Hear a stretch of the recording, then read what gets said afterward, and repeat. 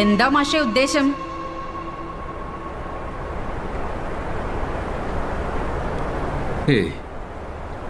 ഒന്നുമില്ല. ആ ഒന്നുമില്ലായ്മയിൽ എന്തോന്നുണ്ടല്ലോ മാഷേ. ഓരോ മോരണങ്ങൾ കയറി വന്നോളൂ. എന്തോ ഒരു പന്തുകേടുണ്ടല്ലോ. ഇവിടെ മാത്രം നല്ലതല്ല. വേഗം സ്ഥലം കലിയാക്ക് മാഷേ. അത് പറയാൻ നിങ്ങളാരാ? ജീവനിൽ കൊതിയുണ്ടെങ്കിൽ സ്ഥലം കാലിയാക്കും മാഷേ. ജീവനിൽ കൊതിയില്ല.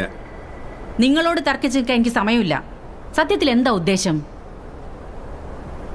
അത് നാം ആത്മത്യാഗത്തിനുള്ള ഒരു ഇടം തേടി വന്നതാ. എന്ത് ആത്മത്യാഗമോ? മനുഷ്യന് സ്വസ്ഥമായിട്ടൊന്ന് ചാവാനും സമ്മതിക്കില്ലേ? നിങ്ങളാരാ? എന്തിനായി കാട്ടിൽ വന്നത്? എന്താ നിങ്ങളുടെ ഉദ്ദേശം? മാഷിന്റെ ഉദ്ദേശം തന്നെ ആത്മത്യാഗം. എന്നിട്ടെന്താ, വഴിയൊന്നും തെളിഞ്ഞില്ലേ?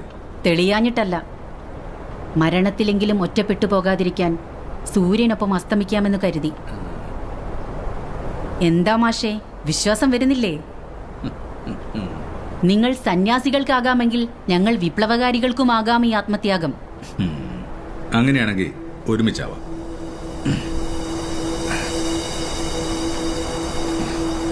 അസ്തമയത്തിന് ഇനിയും സമയമുണ്ടല്ലോ.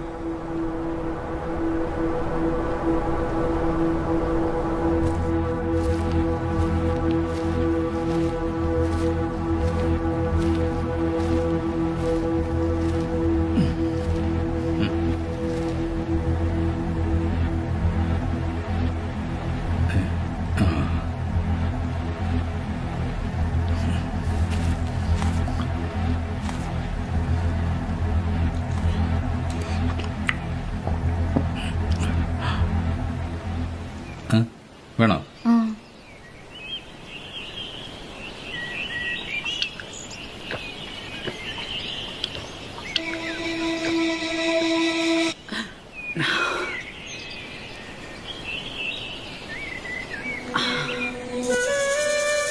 അല്ല, നിങ്ങൾക്ക് ഈ സ്ഥലം എങ്ങനെ അറിയാം? കാടും മേടും താണ്ടിയുള്ള യാത്രക്കിടയിൽ ഒരിക്കൽ ഞാനിവിടെ എത്തിയിട്ടുണ്ടായിരുന്നു. എന്താണെന്നറിയില്ല, ഈ സ്ഥലം എന്നെ വല്ലാതെ ആകർഷിച്ചിരുന്നു.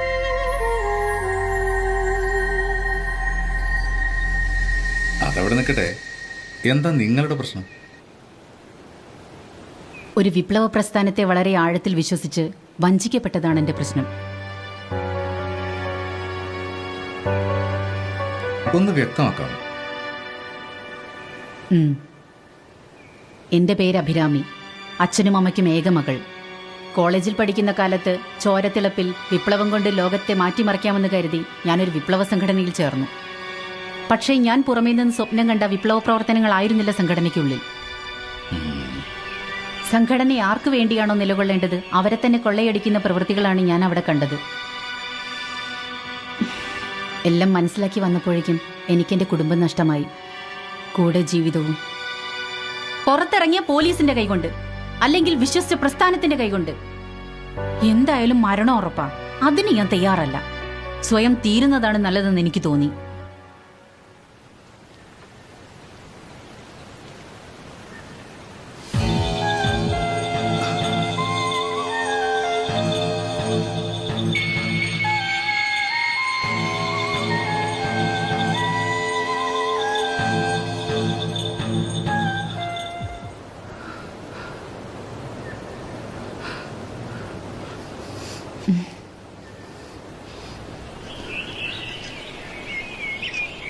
അപ്പോ മാഷിന്റെ കഥ പറഞ്ഞില്ലല്ലോ. പ്രത്യേകിച്ചൊന്നും പറയണമെന്നില്ല. നമ്മളൊരു നാണയത്തിന്റെ ഇരുവശങ്ങളാണ്.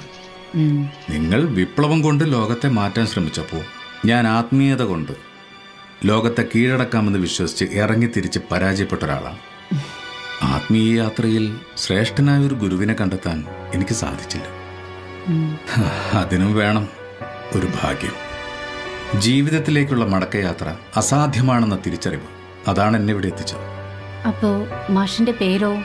അനിരുദ്ധൻ. മാഷിന്റെ അച്ഛനും അമ്മയും? അനാഥനാണ്. ഒരാശ്രമത്തിലാണ് വളർന്നത്. ഓ,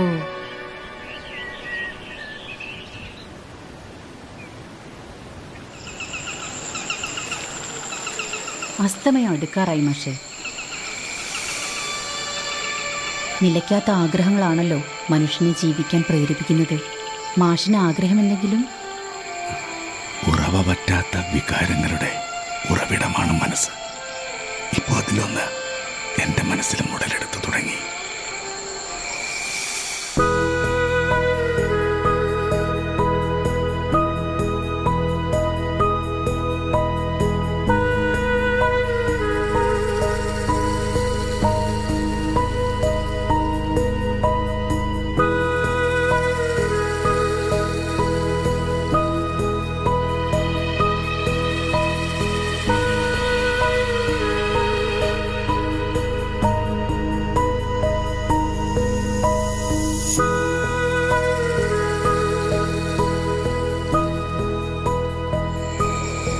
അഭിരാമി, എന്താ താനീ ലോകത്തൊന്നുമല്ലേ?